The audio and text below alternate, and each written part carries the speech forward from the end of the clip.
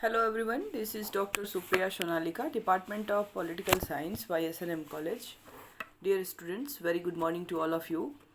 आज का जो हमारा क्लास है वो यूजी सेमेस्टर 2 के स्टूडेंट्स के लिए है और यूजी सेमेस्टर 2 के कोर्स का जो पेपर 3 है Indian national movement and constitutional development का जो पेपर है उसके अंतर्गत आज हम लोग जो है एक नए चैप्टर की शुरुआत करेंगे जो यूनिट 11 के अंतर्गत है। और यूनिट 11 के अंतर्गत हम लोग आज जो चर्चा करेंगे जिस टॉपिक पर वो है साइमन कमीशन। साइमन कमीशन क्या है या साइमन कमीशन की रिपोर्ट क्या थी। जब हमने अपने क्लासेस में आपको इसके पूर्व भी बताया था कि किस तरह से जो 1935 का अधिनियम बना था उसमें इस साइमन कमीशन की रिपोर्ट का भी बहुत इम्पोर्टेंट रोल था। और साइमन कमीशन 1927 में इसका गठन हुआ, 28 में वो इंडिया आया और 30 में इसने अपनी रिपोर्ट दी। यहाँ की संवैधानिक विकास के लिए इसको भेजा गया था, ब्रिटिश गवर्नमेंट के द्वारा इस कमीशन की नियुक्ति की गई थी। और इसकी नियुक्ति कैसे हुई, उसके बाद इसका विरोध भारत में हुआ, क्यों हुआ, साथ ही साथ ये जो साइमन कमीशन थे उसकी सफलता और विफलता, इन सभी चीज़ों की चर्चा आज की क्लास में हम लोग करेंगे। तो नवंबर 1927 को सरकार ने साइमन कमीशन की नियुक्ति किए जाने की घोषणा की और इस घोषणा ने भारतीय राष्ट्रीय आंदोलन को एक तरह से नई दिशा प्रदान की। भारत सरकार द्वारा 1919 में सुधार अधिनियम जो है पारित किया गया था और जिसमें यह भी प्रावधान किया गया था कि इस अधिनियम के परिणामों की अध्ययन करने के लिए 10 वर्ष के पश्चात एक कमीशन की नियुक्ति की जाएगी। और इस प्रावधान के अनुसार ऐसे कमीशन की नियुक्ति 1929 में की जानी थी, किंतु ब्रिटिश सरकार ने अनेक कारणों से प्रेरित होकर इस कमीशन की नियुक्ति 1927 में कर दी और इसको करने का निर्णय लिया। 1929 में इस कमीशन ने इंग्लैंड में, चूँकि इंग्लैंड में 1929 में आम चुनाव होने वाले थे और उसमें जो है मज़दूर दल, जो लेबर पार्टी थी, की विजय जो है स्पष्ट रूप से उसकी विजय का आभास हो रहा था। और जो तत्कालीन सत्तारूढ़ जो टोरी सरकार थी वह नहीं चाहती थी कि वह ये आयोग की नियुक्ति जो है मज़दूर दल द्वारा के शासनकाल के द्वारा की जाए, क्योंकि मज़दूर दल की सहानुभूति जो थी वो इंडियंस के साथ थी। और इसके अतिरिक्त इस अधिनियम का प्रारंभ से ही भारतीयों के द्वारा घोर विरोध किया जाना था। एक नया कानून पारित करने की मांग जो है प्रबल होती जा रही थी, अतः भारतीयों की इस संवैधानिक सुधार की मांग को अधिक समय तक जो है और टाला जाना संभव नहीं था। और इस कमीशन ने 1927 में ही नियुक्त किए जाने का एक अन्य महत्वपूर्ण कारण यह था कि सरकार 1926 में भारत में जो सांप्रदायिक दंगे या तनाव जो उत्पन्न हुए थे उसका भी लाभ उठाना चाहती थी और इसलिए उसने इसकी नियुक्ति 2 वर्ष पूर्व ही 1927 में कर दी। और गांधी जी का प्रभाव तब जो है असहयोग आंदोलन को, मैंने इसके पहले जब असहयोग आंदोलन पढ़ाया तो उस समय भी हमने साइमन कमीशन की चर्चा की थी। तो गांधी जी का जो प्रभाव था, जो असहयोग आंदोलन जो शुरुआत हुई उसको अचानक से बीच में रोक देने की वजह से जो है उस समय उनका प्रभाव थोड़ा बहुत जनता पर कम हो गया था, क्योंकि जनता चाहती थी आंदोलन करना लेकिन उसको उन्होंने रोक दिया था। और इस कमीशन को उस समय तक का यह बहाना मिल गया कि सांप्रदायिक तनाव को देखते हुए भारत को अभी उत्तरदायी शासन जो है स्थापित करना उचित नहीं था। और इसके अलावा भारत में जो धीरे धीरे जो युवक संगठन और मजदूर दल जो थे, मजदूर संगठन जो थे, वो भी काफ़ी शक्तिशाली डे बाय डे होते जा रहे थे और उन पर जो है रूस की क्रांति और समाजवादी विचारों तथा वामपंथी विचारों का प्रभाव जो है स्पष्ट रूप से दिखाई दे रहा था। अतः सरकार जो है जल्दी ही कमीशन की नियुक्ति करने के उपरोक्त संगठनों के विचार की दिशा में परिवर्तन करना चाहती थी और इसलिए इसको समय से पूर्व ही इस कमीशन का जो है वो गठन कर दिया गया था। और इन सभी बातों को ध्यान में रखते हुए ब्रिटिश सरकार ने नवंबर 1927 में साइमन कमीशन की घोषणा की और इस कमीशन का नेतृत्व जो था जॉन साइमन कर रहे थे तथा उन्हीं के नाम पर इसे हम लोग साइमन कमीशन के नाम से जानते हैं। इस कमीशन में 7 सदस्य थे और उसमें से जिसमें 3 जो है थे वो टोरी दल जो थी उस समय की वर्तमान सरकार ब्रिटेन की उसके लोग थे, समर्थक लोग थे। 2 जो थे वो उदारवादी दल के समर्थक थे और 2 जो थे वो मजदूर दल के सदस्य थे। और इस तरह से पूरी इस कमिटी में, इस आयोग में, साइमन कमीशन में 7 लोग थे साइमन जी को लेकर। यह कमीशन के सदस्यों में से इस कमीशन में, ये जो कमीशन बनाया गया, इसमें एक भी भारतीयों को शामिल नहीं किया गया था और इसी के कारण भारतीयों ने इसे अपना घोर अपमान समझा और बहुत ही हास्यास्पद यह विषय था और आवेगपूर्ण निर्णय था कि ब्रिटिश सरकार की भारतीय समस्याओं पर विचार करने के लिए वह जिस कमीशन का उसने गठन किया उसमें कोई भी सदस्य भारतीयों को नहीं रखा गया और इस कारण भी भारत में इसका घोर विरोध हुआ। और इस प्रकार से तो ब्रिटिश सरकार ने स्वयं ही साइमन कमीशन का विरोध करने के लिए भारतीयों को आमंत्रित किया था और भारत की जनता साइमन कमीशन के उद्देश्यों की भी विरोधी थी, क्योंकि इसके द्वारा यह विचार नहीं किया जाना था कि भारत में उत्तरदायी शासन की व्यवस्था किस प्रकार हो सकती है, वरन मूल रूप से यह बताना था कि भारतवासी उत्तरदायी शासन की क्षमता रखते हैं या नहीं। और यही जो है इस कमीशन के द्वारा भारतीयों की क्षमता का निर्णय किया जाना भारतीयों का एक तरह से अपमान समझे जाने के समान था। और अतः साइमन कमीशन के भारत आगमन से पूर्व ही संपूर्ण भारत में इसके विरुद्ध जो है वातावरण उत्पन्न हो चुका था और भारतीय जनता का भावी संविधान स्वयं ही बनाना, भारतीय जो थे वो भारत के संविधान को स्वयं ही बनाना चाहते थे। अतः भारतीयों ने इस कमीशन की नियुक्ति को राजनीतिक धूर्तता की संज्ञा दी। भारत के सभी राजनीतिक जो दलों ने साइमन कमीशन का विरोध किया। मुस्लिम लीग ने भी साइमन कमीशन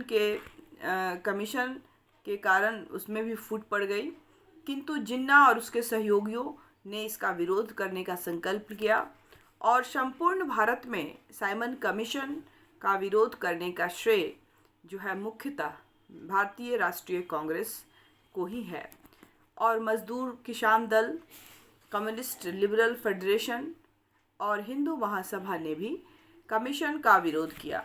केवल कुछ पूंजीपति वर्ग, विशेषकर पंजाब के जमींदार और बंगाल के भूपति और अवध के कुछ जमींदारों तथा इसी वर्ग के कुछ अन्य व्यक्तियों ने साइमन कमीशन का विरोध नहीं किया। बाकी सभी ने साइमन कमीशन का विरोध किया और साइमन कमीशन के विरोध में बारदोली जो सत्याग्रह से भी काफ़ी महत्वपूर्ण प्रगति हुई। जो बारदोली में सत्याग्रह हुआ, ये क्या था बारदोली का सत्याग्रह? तो 30 जून 1927 को बम्बई प्रदेश की सरकार ने सूरत जिले के बारदोली नामक स्थान पर लगाए गए जो लगान लगाया गया था उसमें 20 से 30% की वृद्धि कर दी थी गवर्नमेंट ने। और इसी बारदोलियों के किसानों ने इसके विरोध में सत्याग्रह का रास्ता अपनाया और 12 फरवरी 1928 को कांग्रेस ने किसानों का सम्मेलन आयोजित करने का निर्णय लिया। और जबकि सरकार जो है लगान नहीं हटाना या घटाना चाहती थी और तब किसान लगान का भुगतान नहीं करेंगे और यह निर्णय लिया गया कि जब तक सरकार जो है लगान को कम नहीं करती, टैक्स को कम नहीं करती, तब तक जो है किसान जो है वो टैक्सेस नहीं देंगे।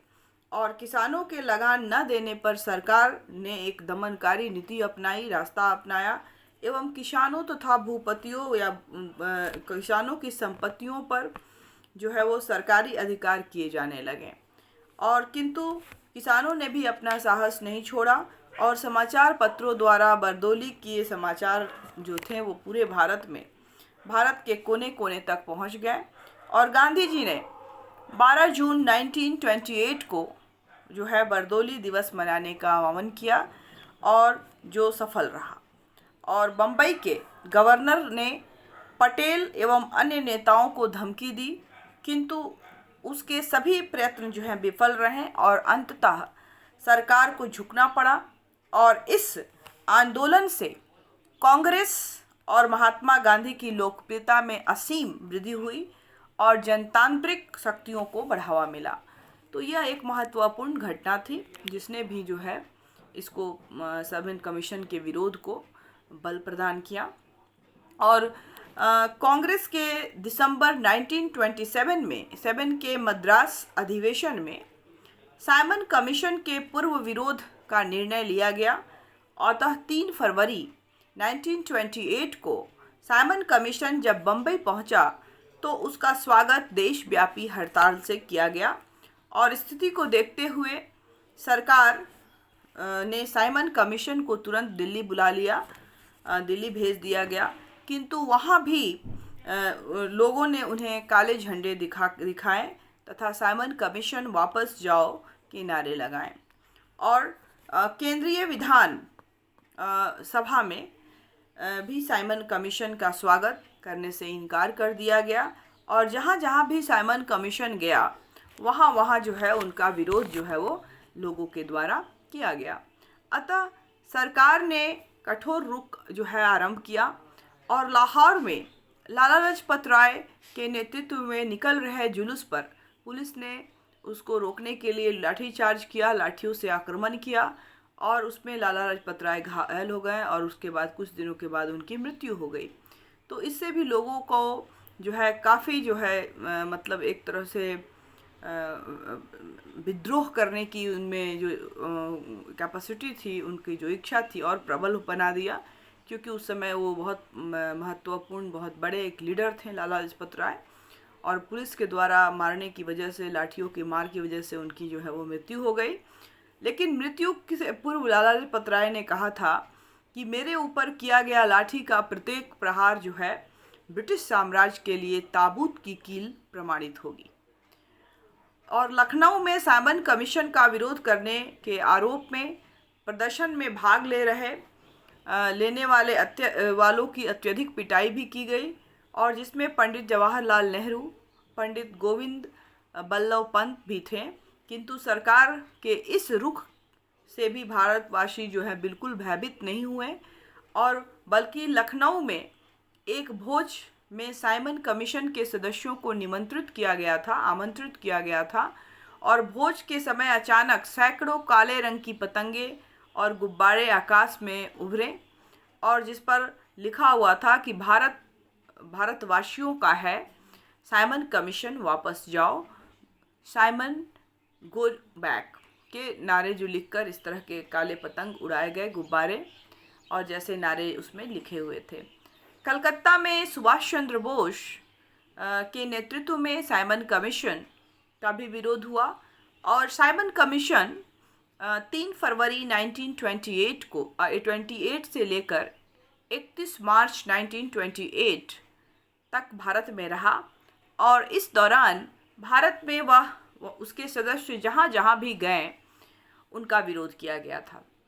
एक्चुअली इसका साइमन कमीशन का गठन यहाँ के संवैधानिक विकास के लिए जो राजनीतिक परिस्थितियाँ थीं उनका आकलन करने के लिए ब्रिटिशर्स के द्वारा भेजा गया था। और ये साइमन कमीशन ने पूरे भारत का भ्रमण किया, यहाँ के हालात जाने और फिर जाकर उसने रिपोर्ट दी।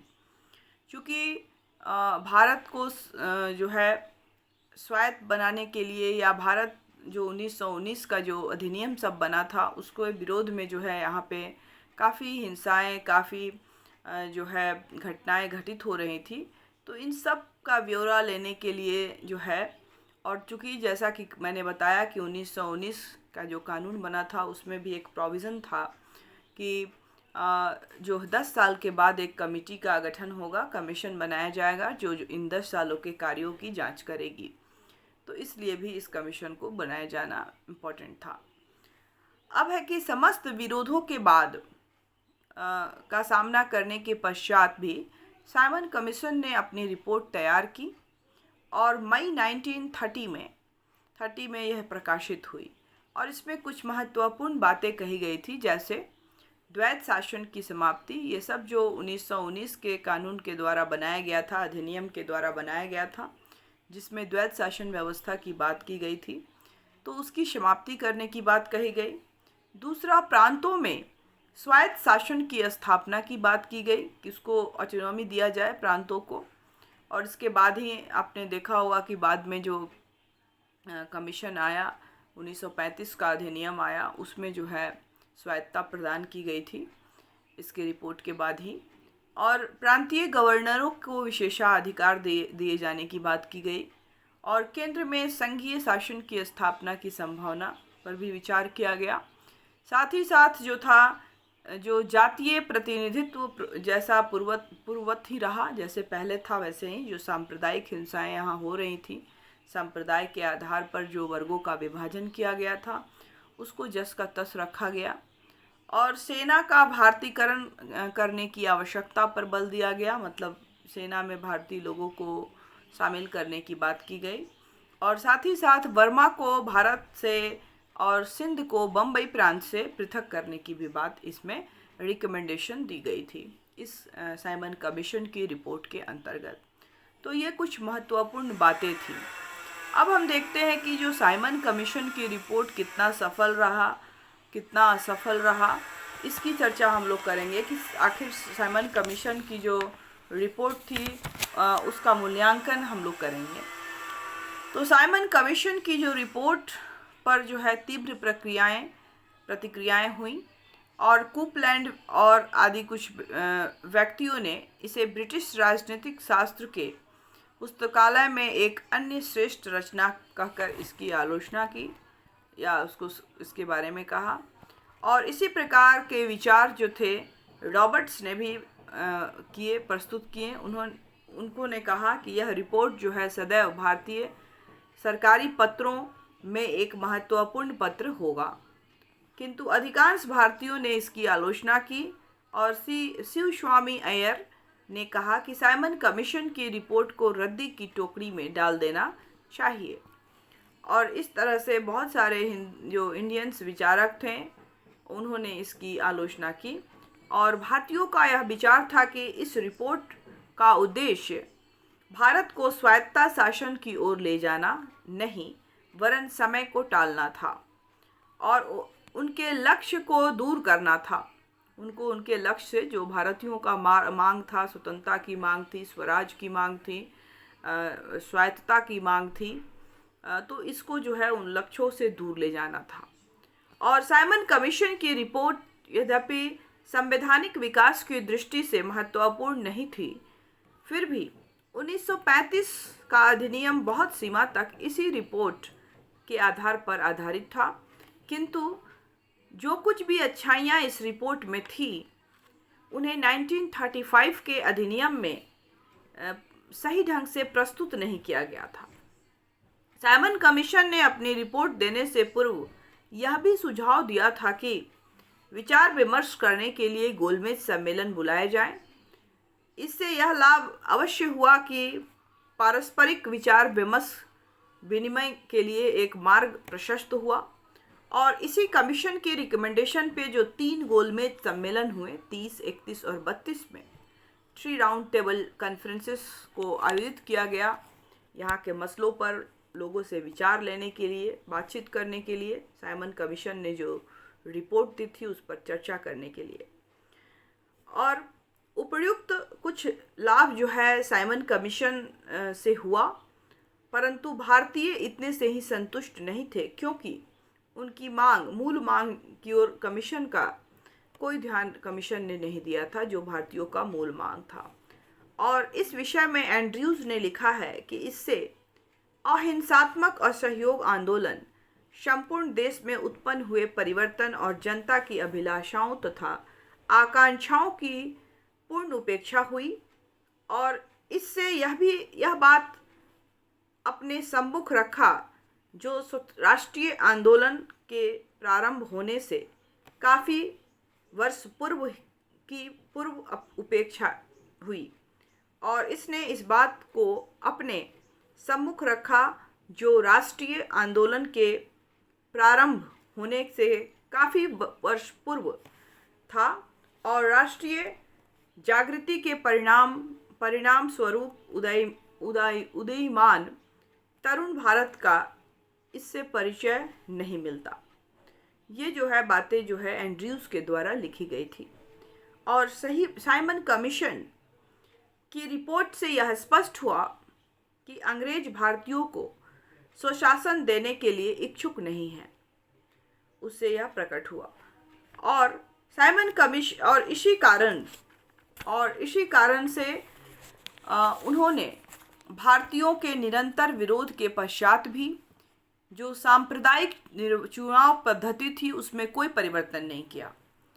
जो प्रॉब्लम थी उसके बारे में कुछ नहीं सोचा गया और ताराचंद्र ने इसी प्रकार का वक्तव्य लिखते हुए कहा है कि यह विश्वास करना कठिन है कि आयोग के लोग इस मामले से अनभिज्ञ थे। यदि इसको जानते हुए भी वे सांप्रदायिक निर्वाचन पद्धति से चिपका रहना चाहते थे तो फिर इस परिणाम पर आना ही पड़ता है कि आयोग वास्तव में स्वशासन देना नहीं चाहता था और उसकी इच्छा थी कि ब्रिटेन ही भारत का भाग्य विधाता बना रहे। ये बातें जो हैं ताराचंद्र ने कही थी कि अगर जो यहाँ के मसले थे, प्रॉब्लम्स थे, जैसे कि सांप्रदायिक निर्वाचन पद्धति जो यहाँ 1919 के अधिनियम के द्वारा यहाँ लागू किया गया था मुस्लिमों के लिए, जो हिंदू अल्पसंख्यक थे उनके लिए, साथ ही साथ जो ईसाई थे उनके लिए, एंग्लो इंडियंस जो थे उनके लिए, इन सभी के लिए जो है अलग से निर्वाचन और उनके लिए अलग से चुनाव पद्धति की जो व्यवस्था सांप्रदायिकता के आधार पर जो लोग थे उनको बांटने की जो कोशिश की गई थी इस अधिनियम के द्वारा, वो जो समस्या के कारण बहुत सारे दंगे हुए थे, तो उन सब पर कोई विचार या ध्यान नहीं दिया गया और इस प्रकार साइमन कमीशन से भारतीयों को कोई विशेष लाभ जो है नहीं हुआ। यह जरूर है कि इसकी वजह से भारतीय राजनीतिक दलों के पारस्परिक जो मतभेद उत्पन्न हो गए थे वो कम हुए तथा असहयोग आंदोलन की समाप्ति के पश्चात राष्ट्रीय आंदोलन में आए गतिरोध के स्थान पर एक नवीन जोश, उत्साह और क्रियाशीलता ने उसकी जगह ले ली और कीथ ने साइमन कमीशन की रिपोर्ट को भारतीयों द्वारा स्वीकार न किया जाना उनकी भूल कही थी और कीथ ने लिखा था कि साइमन कमीशन की रिपोर्ट को पूर्ण रूप से अस्वीकार कर देना भारतीय जनता की मूर्खता थी और यदि रिपोर्ट स्वीकार कर ली गई होती तो आने वाली योजनाओं से पहले ही प्रांतों को उत्तरदायी शासन की व्यवस्था या उत्तरदायी शासन की स्थापना हो सकती थी अगर यहाँ के लोगों ने साइमन कमीशन को सपोर्ट किया होता तो ये सारी कुछ जो बातें थी वो साइमन कमीशन से रिलेटेड बातें थी। साइमन कमीशन जिसका गठन जो है 27 में हुआ और हम जानते हैं कि जो 1919 का अधिनियम था उसी के अंतर्गत इस कमीशन को गठित करने की बात की गई, लेकिन चूँकि आम चुनाव वहाँ होने वाले थे और सत्ता दल की जो सरकार थी वह चाहती थी कि इसका क्रेडिट वो खुद ले, इसलिए समय से पूर्व ही जो है इसका गठन कर दिया गया था। और दूसरा चीज़ ये था कि जो उस समय 27 में जो भारत में सांप्रदायिक दंगे हुए थे उसका भी लाभ लेना चाहती थी और ताकि इसके अगेंस्ट में साइमन कमीशन अपनी रिपोर्ट दे और भारत को जो है उत्तरदायी शासन नहीं दी जाए और एक तरह से जो है और समय लिया जाए। और उसके बाद जो है अ, इसके कारण से ये सब कारण इस कारणों की वजह से जो है इसको समय से पहले ही जो है गठित किया गया। और यहाँ पे जो भारत में जो चेंजिंग हो रहे थे, नए नए जो संगठन और युवक और मजदूर दल यूनाइट हो रहे थे, और जो रूसी क्रांति या समाजवादी विचारकों की जो वामपंथी विचारधारा की जो विचार थे, उनका प्रभाव यहाँ पे काफ़ी धीरे बढ़ रहा था। तो इन सब को रोकने के लिए या देखते हुए जो है जल्द से जल्द जो है साइमन कमीशन को गठन किया गया कि वह यहाँ के जाके यहाँ की राजनीतिक स्थितियों का जायजा ले और संवैधानिक विकास के बारे में बताए कि यहाँ पे क्या चेंजेज हो सकते हैं। और इन सब को ये लेने के लिए और जो कानून बना था उसका वो कितना इम्प्लीमेंट हुआ, कितना वर्क किया, उन सब के बारे में जो है इसने अपनी रिपोर्ट सौंपी। और इसी के वजह से जो आगे हमारा अधिनियम 1935 का बना, उसमें बहुत सारे रिफॉर्म्स चेंज किए गए थे। जैसे कि केंद्र में द्वैत शासन को प्रांत से हटाकर केंद्र में शिफ्ट करके उसको उत्तरदायी बनाने की थोड़ा बहुत कोशिश किया गया था। राज्यों को स्वायत्तता प्रदान की गई थी। उसके बाद आपका सर्वोच्च न्यायालय, संघीय न्यायालय, फेडरल कोर्ट, आरबीआई आदि का गठन किया गया था। और भी जो है बहुत सारी चीज़ें जो हैं, प्रांतों में गवर्नर के विशेषाधिकार को रखा गया था, बढ़ाया गया था। और बर्मा और सिंध के प्रांत को भी जो है उससे अलग करने की बात जो है इसके अंतर्गत ही की गई थी। और भारतीय जो सेना थी, सेना जो थी उस समय की, उसमें भारतीयों को भी लिए जाने, भर्ती किए जाने की बात जो है कही गई थी। तो ये कुछ था साइमन कमीशन की रिपोर्ट के बारे में, जिसने जो है आगे आने वाले अधिनियमों पर इसी के रिपोर्ट के फलस्वरूप जो है 1935 का जो भारतीय शासन अधिनियम बना, जिसको मैंने अपने पिछले क्लास में बताया था आपको, वो बना। उसमें इसका महत्वपूर्ण योगदान था। साथ ही साथ जो 3 गोलमेज सम्मेलन हुए, उनको कराने में भी एक विचार विमर्श करने के लिए भी हुआ। और इन सबसे ज़्यादा जो भारतीय जो स्थिति थी उसमें परिवर्तन ये हुआ, यह सहयोग आंदोलन को अचानक से बंद कर देने की वजह से जो लोग कांग्रेस के भी लोग अंदर जो फूट पड़ गई थी, जो लोग खफा हो गए थे, उनको एक बार फिर से एक नए जोश के साथ इस आंदोलन के लिए प्रेरित करने के लिए एकजुट करने में जो है वो काफ़ी महत्वपूर्ण इसका स्थान रहा। इसके अगेंस्ट लोग जो हैं एक साथ फिर से जुटे और उन्होंने जोरदार रूप से इसका विरोध किया था। विरोध करने का कारण भी मैंने आपको बताया, चूँकि ये भारतीयों के लिए था, व्यवस्था में सुधार के लिए आयोग को बनाया गया था, लेकिन किसी एक भारतीयों को भी इसमें शामिल नहीं किया गया था। जितने भी 7 व्यक्ति थे वो सभी ब्रिटिश अधिकारी थे, ब्रिटिश के लोग थे।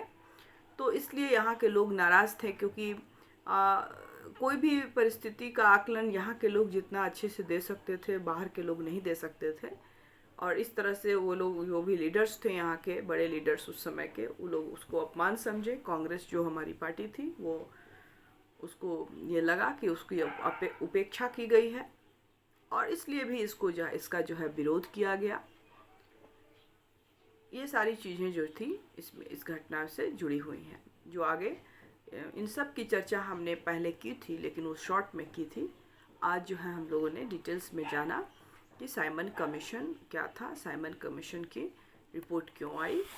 इसके पहले जो है, जैसा कि मैंने बताया कि स्वराज दल का गठन हुआ, और स्वराज दल के गठन जो असहयोग आंदोलन स्थगित करने के बाद जो फूट पड़ी, फिर स्वराज दल का गठन चित्तरंजन